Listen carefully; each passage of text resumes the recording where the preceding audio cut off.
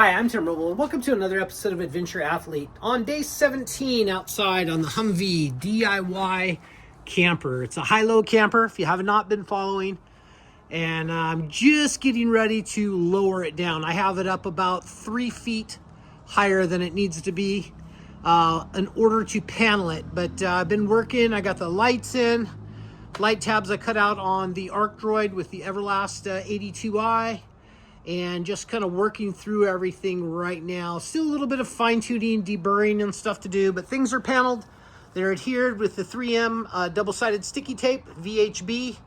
And I still have to make a valence panel for this front area right here. And then once the top is down, all of this, I'll be able to take care of this right through here also. Get that taken care of. Same thing with over here. But things have turned out really nice. I'm super happy with everything, and just moving through the program. I think I am done welding, at least for the next little bit. I'll have to weld.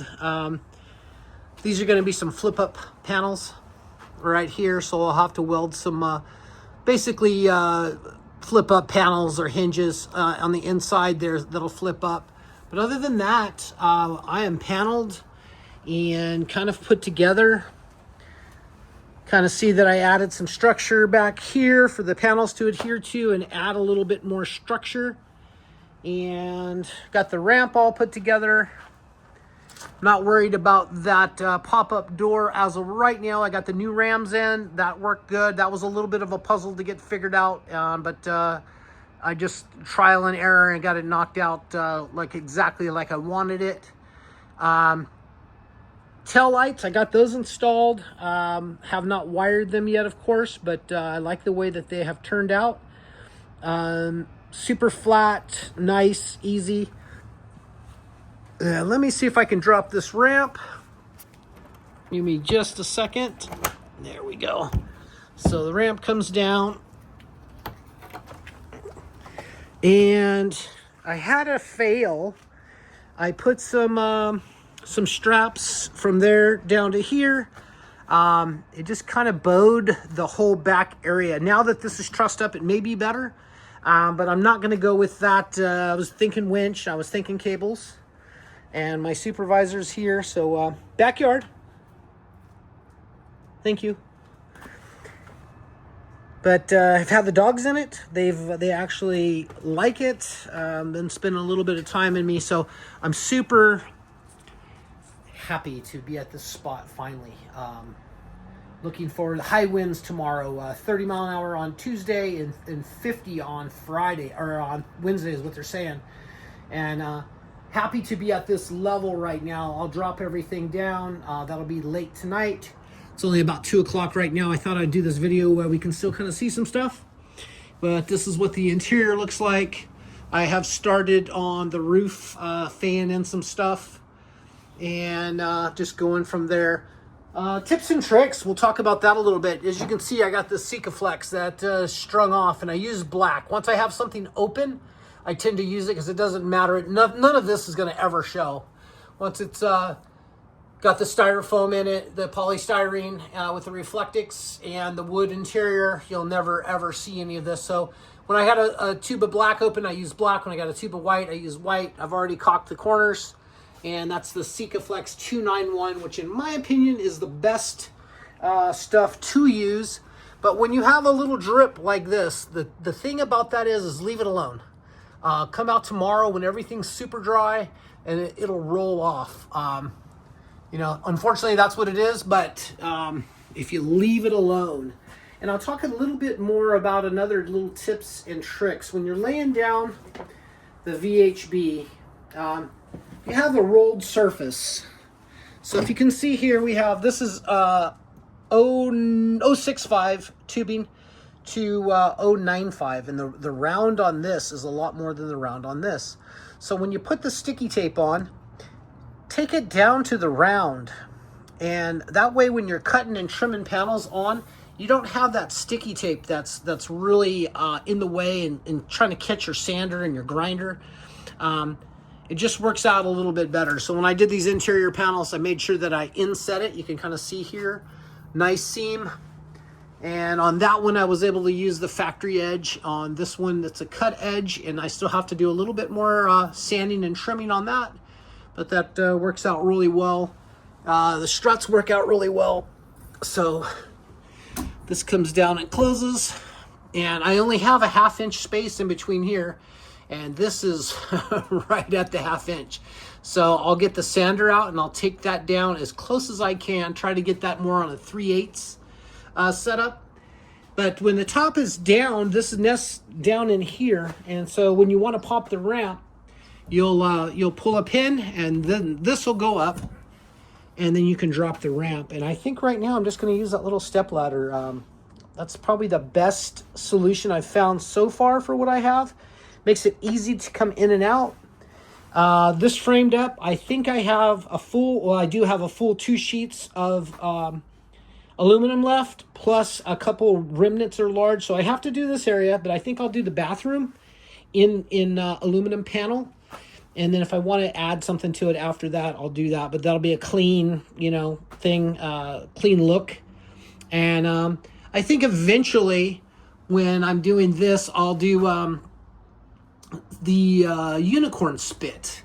And I'll drag that across in different colors and stuff. So the roof is going to be multiple colors. If you watch any of my other videos, I like bright colors. I like things that just look fun, that design aspect. Carpet in this is brown. The sheets and everything in this is brown and black. The front part of the truck is going to be black. Inside for interior, seats are black. The dash is black. It'll have black carpet a little bit up front on the tunnel. But all of this is going to be a brown carpet that's mixed. If you watch some of the other videos, that's the same stuff that I already cut and fit.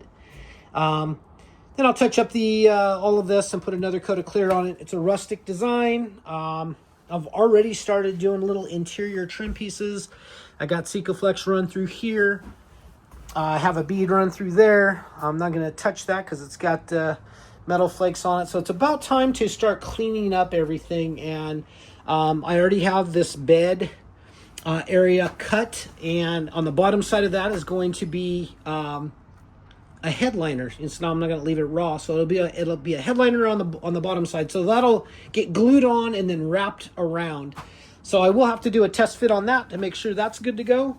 But moving right along, this project is, I'm in full-time just drive mode right now. I'm doing this intermittent fasted till about 1:30, 2 o'clock every day, burning fat, and I feel like that really is a key to my success. I'm able to get so much done before I eat and kind of slow down a little bit, and I'm just doing protein and fats. Usually it's a steak and avocado, and coming back and taking 15-18 minutes for lunch, getting through the process.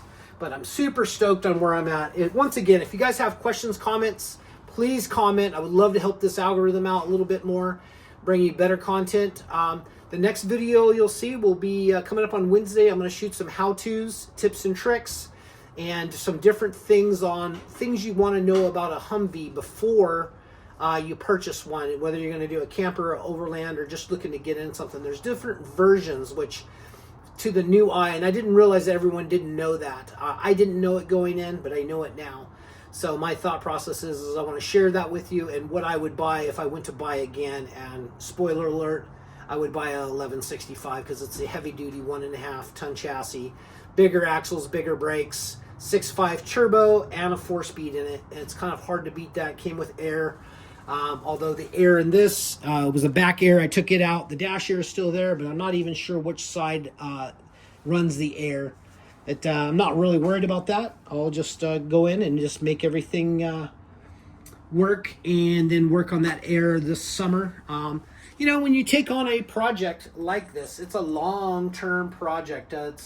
Even though you're done with the initial build, there's still another year and a half of fine-tuning and stuff. I still haven't done the front of the truck yet. I have a front crash bar, or whatever you want to call it, that goes on the nose that comes up. I've always loved that look. I bought one, and I'm actually going to change up a few things on it so it looks cooler. So stay tuned for that. And then I still got to put the Sherpa 18K winch, 24 winch. I got to wire in the air compressor, find a great spot for that, wire that in. And then the next will be doing picking up the ARB differentials that I have coming for this. And so getting that all plumbed in so it's a true 4-wheel drive and be able to go a lot of places that it couldn't in its open differential setup. So yeah, that's going to be it for now. Once again, questions, comments, please hit me up down below. I'd love to start a community on all of this, and that's what all this is about. I'm sharing some of this for myself so I can reflect back on my passion and my vision and just what it was that I was trying to accomplish here. And I'm happy with the process. I'm so far, you know, sometimes you get down a build and you're like, man, I wish I would have. No, I'm pretty much like, wow, this is cool. If it was a standard height, not doing the high-low, I would be done pretty much right now. This would be all basically buttoned up and work from there. You know, the dogs are already comfortable jumping up the ramp. And this is Katie. The other one's Heidi. Heidi, can you go up that high? Come on. Good girl. Good girl. Yeah, they've really enjoyed coming out. My mornings always start with a 5K with them, and we do a walk, and works out really well. But they really have been good. I'm starting to get some good dogs finally. It's been a lot of training, but I'm enjoying this process. Once again, hit me up with something you'd like to know. That's going to be it for now. I'm Tim Roble, and I'll catch you here next time. Katie.